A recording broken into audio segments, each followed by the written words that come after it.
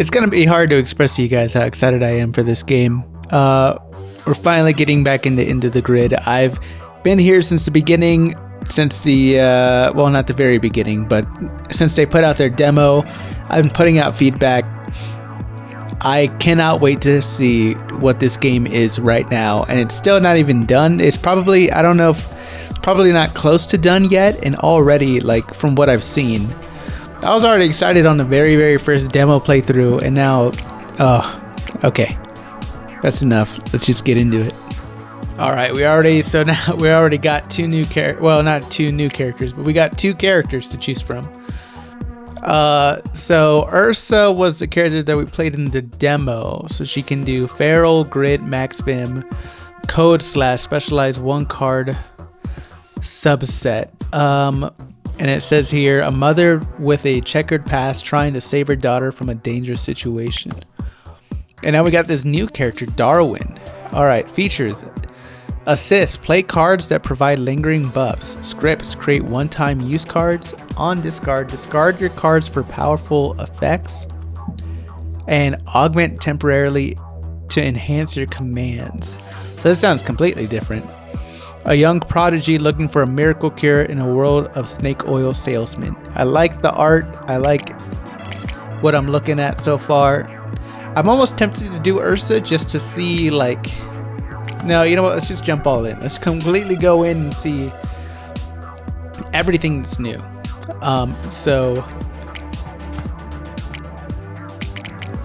all right, we can do a tutorial run here. Should we?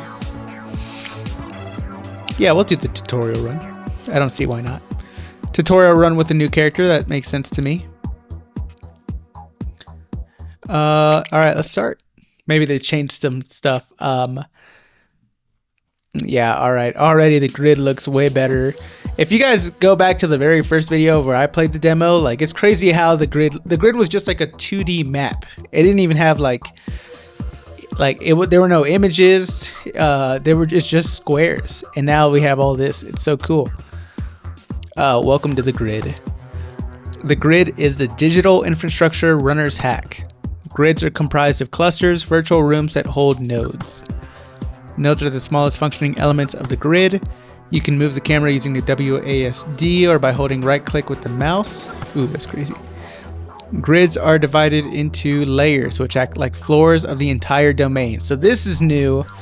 And I think they were already planning on doing something like this already, but like when I was doing the last demo, my main complaint was that like the runs felt too long, and now they're kind of broken up into smaller chunks. So they're broken up into layers now, which is something I'm super excited for. Each layer has a core node that will let you advance to the next layer if you defeat its core keeper. Your objective is to reach the deepest layer, find the final core node, and breach its mainframe. Alright, so far so good. Alright, now let's learn about nodes. Click on that data node. Ooh, they changed the logo for this. They made it in... wait, or did they? These are both... We'll see here in a second. Nodes have different ways of being used. Try extracting this one. These are both data nodes. Will always provide intel. Intel are stolen corporate files used as currency to buy things inside the grid. Oh, your currency is intel. Was that always the case? I thought it was just money before. That's really smart though. I like that. To move between clusters, you will need to pass through gates. Check out this gate. Activity gate. Unlock this gate by using all nodes in the cluster.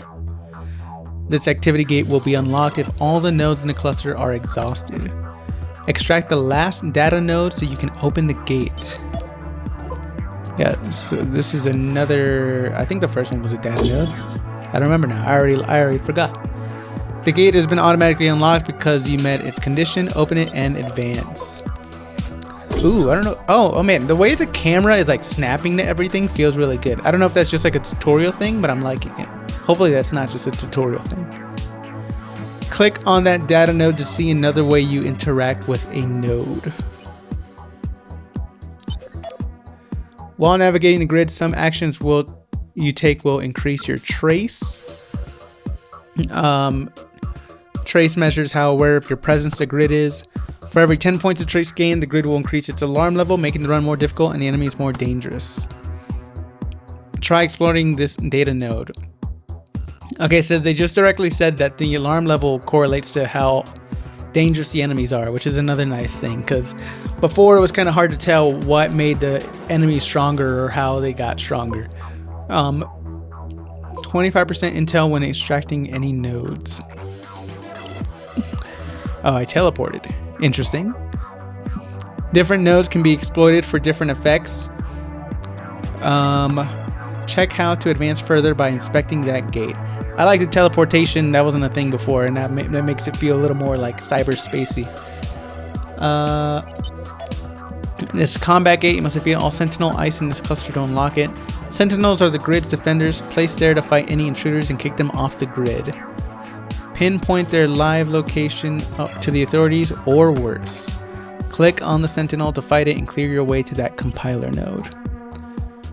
Okay, this is also, well, so they had like a little red spot on the ground where you would see the enemies, but it didn't have like a little hologram for the enemies, so this is really cool. Looks like it can be any one of these kind of enemies.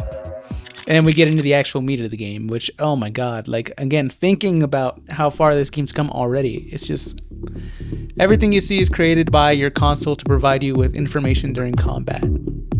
This is your console's integrity, a representation of how much damage you take before it breaks. It reaches 0, it's game over.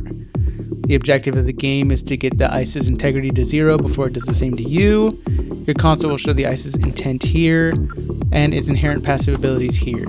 Playing cards will cost clock, so now we get to try attacking the sentinel.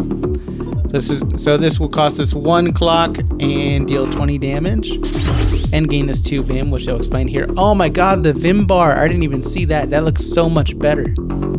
Holy, playing cards fills this yellow bar. That's virtual memory. Many cards generate it, and it's used to activate your commands and trigger some cards' conditional effects. You can check how much Vim a card generates by counting the yellow symbols beneath its clock cost. Commands are powerful skills that can swing a battle in the blink of an eye. Normally, any given command can only be used once per turn, so keep that in mind. Oh yeah, that already looks so much better. That's crazy. Oh man. The difference between like the second version of the demo and this, it just feels... okay. Enough gushing. We gotta, you know what? Actually, let's gush for a bit. Because this all looks really good. Oh, I'm liking the little particle effects there on the little health bar. Looking real cyberspacey. Okay, now we're done. Okay, what's he gonna do? Deal 30 damage, inflict 1 exposed, and self-inflict 2 exposed. Okay, so he is going to deal 30 damage, so I can prevent all of that. So I made 20 barrier, and barrier lasts until the end of the turn. Oh, and that was the rest of my clock. So I'm just going to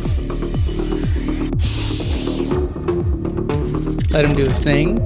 While fighting in the grid, you may apply or receive buffs or debuffs. The statuses you're affected by are shown above your hand, and the ones affecting the enemy are next to their integrity. Oh, okay, so this is, I see. He's gonna deal 62 damage, which is quite a lot. At the end of his turn, this ice gains 9 barrier. I don't think I can prevent all that, right? I only have 20 or 40 in my hand. Is there a way I can draw a card? I can draw 1 card, so if I do this and scout first, I'll see I drew another shell. Remember, you can visualize all the cards you can still draw in your repo. I don't know why I said shell. Oh, because it's called Cyber Shell. That's why. Alright. So I use the command, so this will give me back some extra Vim as a refund, and then I'll take 2 damage. This is only the tutorial. We don't have to worry much about taking damage, I'm sure, but I don't know. It's just how I play. I'm very defensive.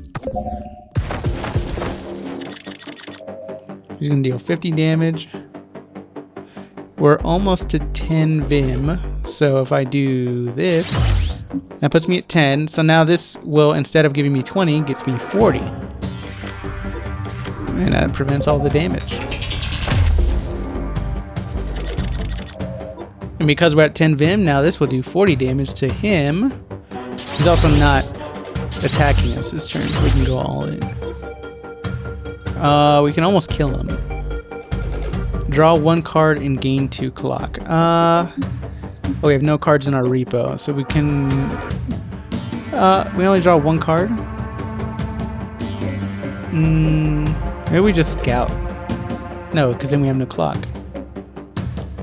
Do we risk it? Yeah. Oh, we got it. Cool.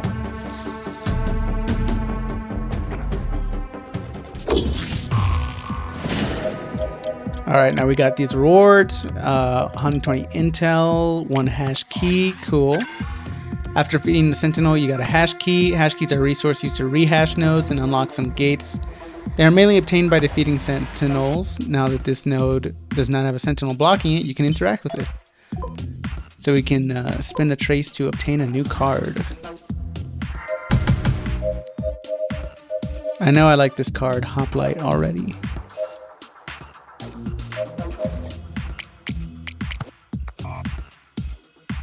Okay. Now we open that gate to move forward.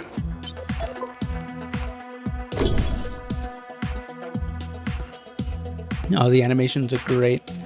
The cluster is controlled by an extraction watcher. You can check its description by clicking on it. Most clusters will have a watcher monitoring and to penalize your actions. There are also 2 gates. Inspect each one. Spend a hash key. Do everything in here to unlock, or use all the nodes rather. Okay, so this is also new. So the watchers actually being something like appearing on the map, looking like something specific that's different. I like this new information icon here. What is this one? Hash key. I wonder what that one's called. So what do we want to do here? So we could go just straight through, but you know what? For this, it's just a tutorial. Let's not freak out about anything. Oh, they probably wanted us to do that anyway. Exploit here to connect to the shop.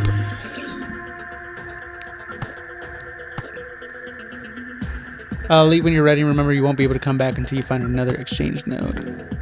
Okay, so this is something they added to the second version of the demo, which was this shop. But this, some of these icons are new. So this is cost reducer. That was before. They had that before. Completion bonus. Okay, so they just changed the icons. Oh, and they dramatically changed the icons for icebreakers and gate breakers. Interesting. The Adonis ad blocker. Fun, guys. I think I want that. He's about to let you draw a card. I like the idea of that.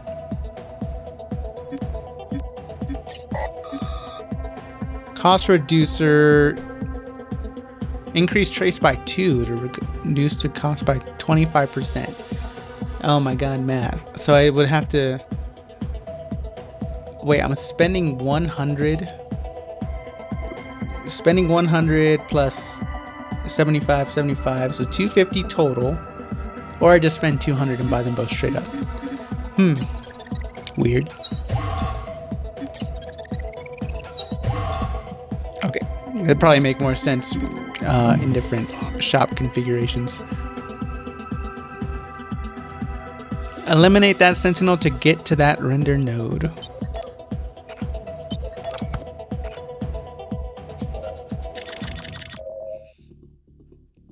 Okay, oh, we got the fun guys right off the bat.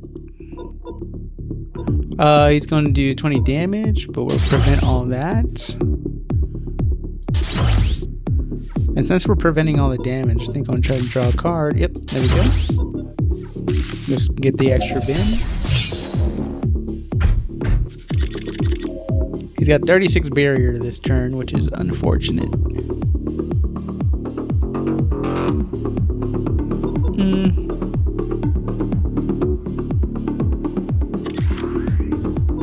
Okay, I think I just want to build a bin here.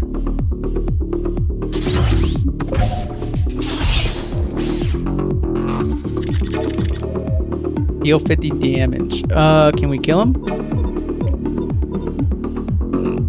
I think if we... Well, let's see if we can.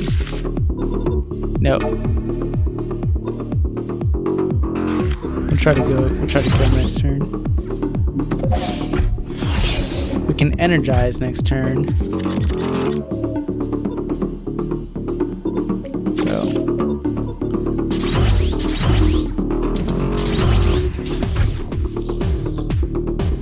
easy peasy. My rewards. What does this guy do again? You can rehash. Rehash means to spend a hash key to do something. So I can obtain an icebreaker here. What is this? We'll come back to that. Icebreakers are tools that can disable any ice instantly, whether sentinel or watcher. Keep in mind tools expire when you move to a new layer. Oh, okay. Explore the cluster behind that gate.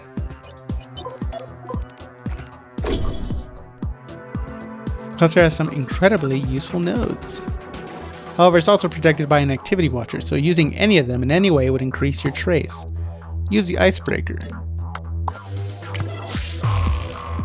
Exploit every node here. Okay, I can obtain a driver, which these just have a weird name, but I'm glad they changed the name. Oh, and they look so much better. I think before they didn't even have the names of the drivers above. It was just like a weird chip-looking image. Okay, this is so cool. Rooster driver. At the start of each combat, generate 5 Vim. Every time you play 3 attacks in a single turn, draw 1 card. Every time you play 3 defenses in a single turn, gain 1 overclocked.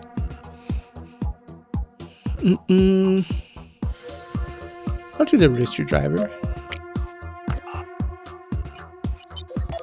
Obtain a card.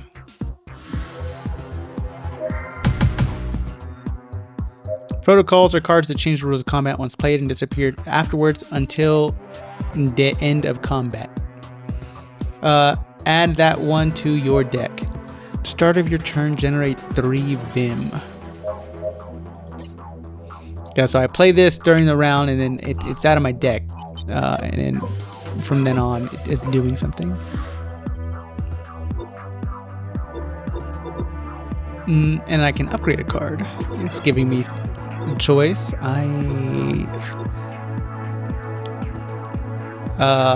Fun guides would generate more Vim. Hoplite deal gives one more Vim, 1 more, or 10 more damage, 10 more barrier. 45 barrier, draw 1 card. We'll do the hoplite.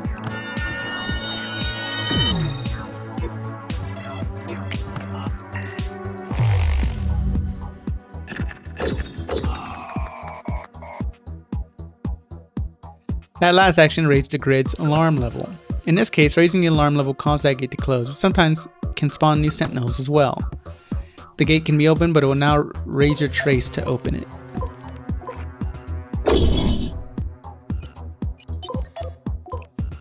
Okay, use our hash key to open this. We found the core node of this layer. Core nodes always have an exceptionally powerful sentinel on them, known as the core keeper. Since this tutorial grid only has 1 layer, this is the final core node. Keep in mind, real corporate grids have multiple layers. Before the final battle, there are 2 more things you should learn. First, try customizing your commands here. You can do so from the map at any point.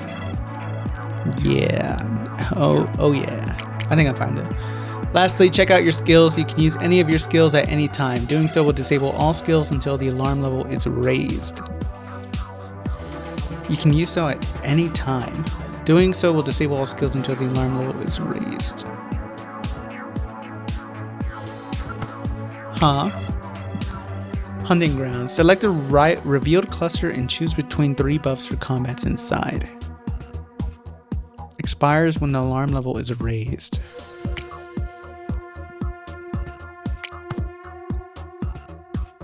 So I can do this.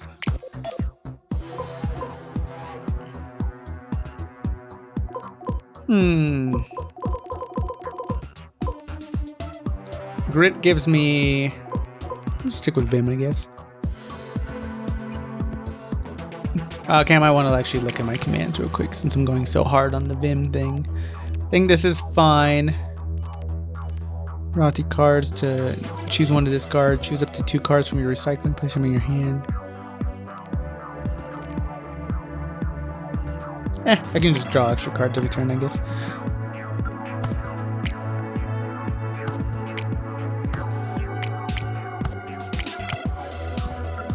Okay.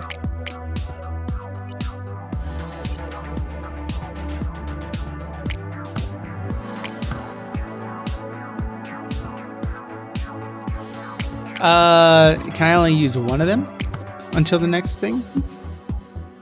Or is that is it because I went back to my commands, I wonder? I guess we'll find out later. Let's do this.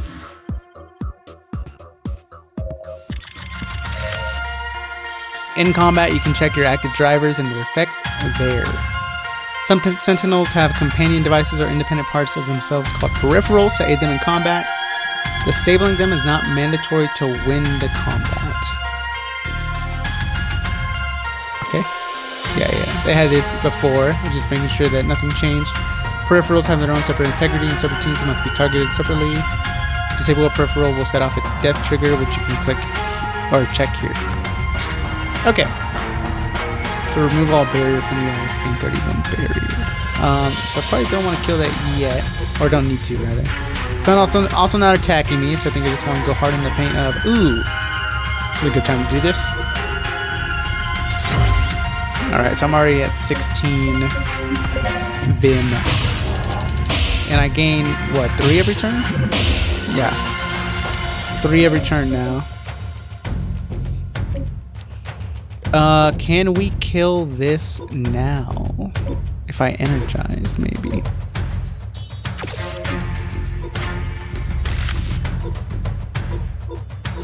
This will remove all his barrier.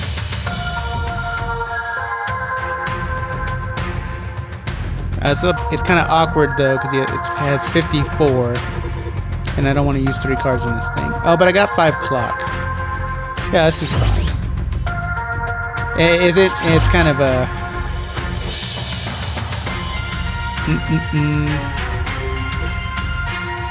Yeah, it feels like kind of a waste actually. I messed up. It's fine. We'll just put everything.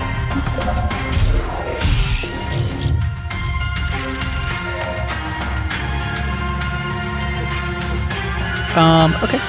So he's dealing... let's do this first. Let's energize. He is not going to hurt us. So now we're auto-generating Vim. We started with 5. And we have the drive. Yeah, we started with 5 because of the driver. And we had that. I thought I used my effect or whatever, my skill. That's a new thing. They didn't have that in the demo before. I don't see the effect of the skill. Maybe it wore off. I don't even remember what the skill was, to be honest. Something to do with Vim. At the end of the runner's turn, if this has any barrier, upgrades all offensive subroutines. Okay, got it. So now we just go hard.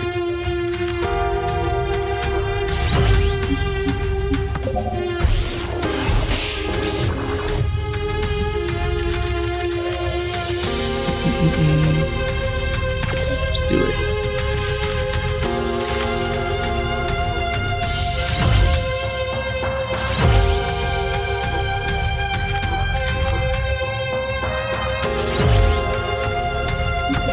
I think we can kill him next turn.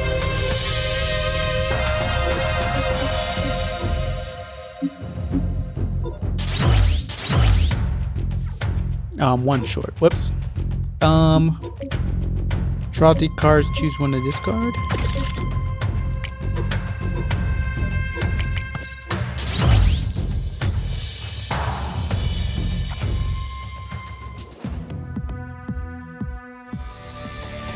And that was it. Holy, oh man. Oh, this game is looking perfect so far. I mean, that's just a tutorial though. We can't get ahead of ourselves. But this is just,